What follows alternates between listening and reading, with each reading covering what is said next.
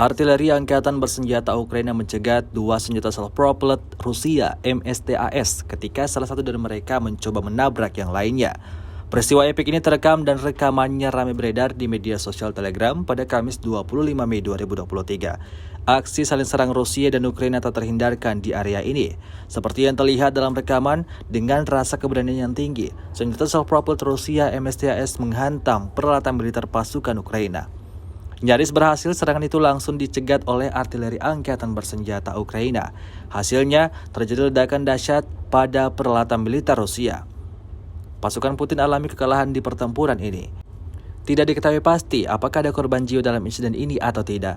Kendati demikian, rekaman ini telah menuai beragam komentar dari warganet. Донецкой Народной Республики уничтожены два склада артиллерийских боеприпасов 68-й егерской и 72-й механизированной бригад Вооруженных сил Украины. За сутки нанесено поражение 103 артиллерийским подразделениям Вооруженных сил Украины на огневых позициях, живой силе и военной технике противника 143